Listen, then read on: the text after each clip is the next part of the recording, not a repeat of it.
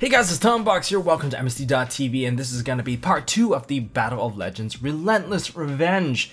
Cover of the top 10 cards, this time the top 10s are reprints. Now I know there are tons of reprints in here, and if I don't mention your reprint that you're chasing after, leave it down in the comment section below about what you guys are chasing after. Maybe a lot of you guys may be chasing after the same thing.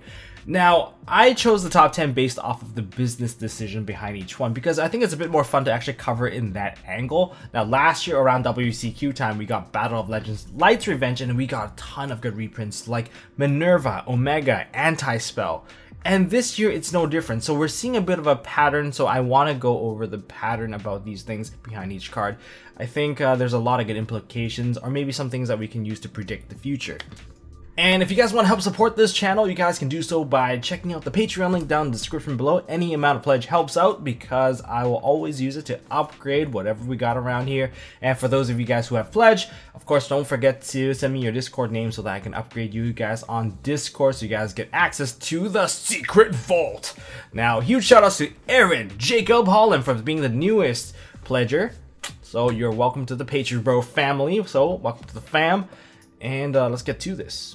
Number 1, we have TG Wonder Magician. Why is this card important? Well, I think it's the implication behind hinting that Christian Needle Fiber might be coming closer than you think. Why? It's because it shares the stats of what Christian Needle Fiber can bring out, and during the OCG time when Christian Needle Fiber just was released, they actually paired this with Christian Needle Fiber because Christian Needle Fiber can summon out this card as a part of the second effect, and it also is very beneficial because it lets you pop a card, and it also eventually gets you a draw in some cases. So based on that, it does certainly seem like it's hinting that Christian Needle Fiber might be an upcoming chase card, perhaps a secret rare in a new set. Let's hope that it is true if you guys are looking forward for that. But if you guys don't want to see Christian Needle Fiber making the game a bit more busted, a lot more quick, and I guess less robust, well, there you have it. Number 2, Performance Damage Juggler. This card deserved the reprint much earlier on. I mean, when it was released, I thought that it was going to be like a secret rare, but they made it a common, and I guess they were going to hit it early on anyway, so it just stayed as a common and eventually kind of got banned off because it was a tier 0 deck.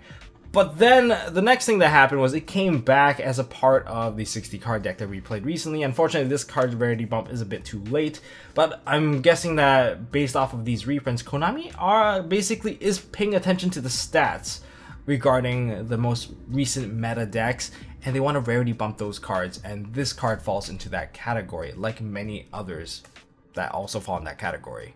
Number 3, Supreme King Dragon Darkworm. At every instance where there was an OTS pack, I always thought that this card was either going to be an ulti or a super, at least, just to get rarity bump because it is so good. It is like the combo starter of all Pendulum decks or any deck that needed a level 4.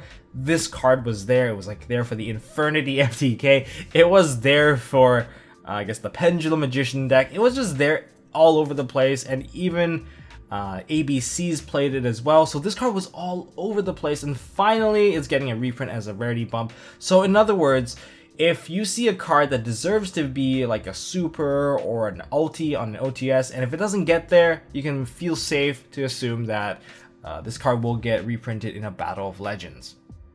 Number 4, we have Solemn Judgment. This is actually a really good card to be released. First of all, the history of Solemn Judgment has been banned for forever, and the last reprint of the card was in Joey's World back in 2013. That was 5 years ago.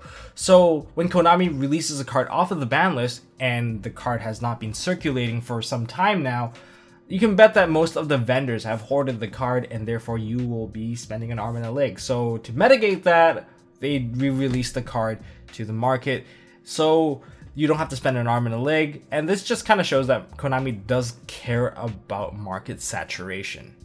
Number 5, Tornado Dragon. So Tornado Dragon came out in Maximum Crisis, and Maximum Crisis is technically part of the Mega Pack of 2018. But if they're printing it now, it could mean that it's not going to get printed in the Mega Pack of 2018. And it could be a good or bad thing, because it's a good thing because the Battle of Legends stuff is a lot easier to pull. You get a box, you get a secret guaranteed in every pack, and that's actually saturating the market. And perhaps it lets you get perhaps better secret rares out of your packs rather than a Tornado Dragon, which to me right now is kind of falling out of flavor, so you can get it early now, so then you don't have to get it later. Or maybe Konami's actually gonna double up and double down on it and just print it here and there just so that everyone has a copy. It could go either way, but I feel like it's more leaning towards they don't have to put a Tornado Dragon into that pack so that perhaps you can get better cards out of your mega packs. Number 6, Unizombie. Finally, Unizombie gets an ultra rare print. I think it's just one of those cards that deserves to be rarity bumped because it is an engine starter, and anyone that has an engine starting card, they usually like the first card they play to be foil, and they are playing to the, I guess, the minds and the desires of the players so that they can rarity bump their cards, because no one likes playing with a common if there is an ultra rare version. So it's a feel-good filler card if you don't pull the things that you do want. So again, this is aiming towards customer satisfaction.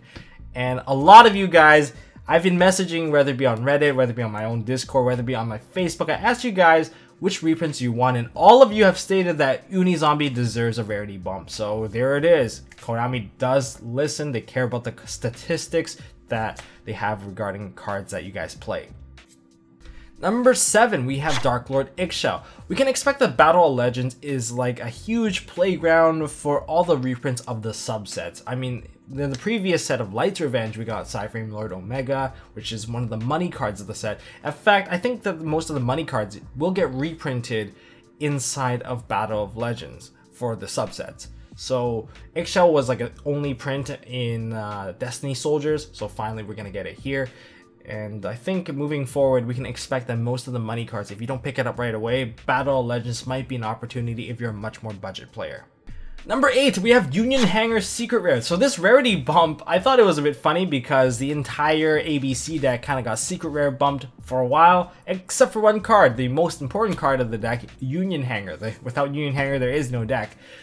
So this rarity bump feels like Battle of Legends, since it's such a like open set, like anything kind of goes, it lets them correct past mistakes. Perhaps they missed a note on a release, just like how they missed that Union Hanger out of Legendary Collection Kaiba. They get to throw the card in there and be like, hey guys, we didn't forget about you. So this is like their way of including everyone, even though I feel like they're just kind of correcting a mistake. But you guys let me know if they're actually making a mistake, or maybe you guys are really happy that your entire ABC deck gets to move on towards the secret rare rarity. Yes.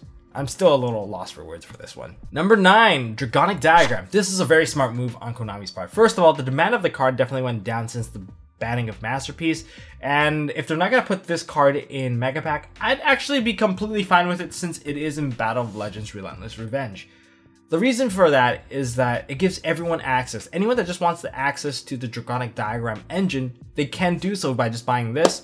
And instead of getting Dragonic Diagram, perhaps you'll get an Ash Blossom Joyous Spring out of your Mega Pack. So that's a much better trade-off. And since the demand went down, might as well just give it to everyone now so that, you know, people just don't complain later. Or maybe they're just trying to oversaturate the market with everyone getting a copy of this card so that it's a fair playing ground, I guess.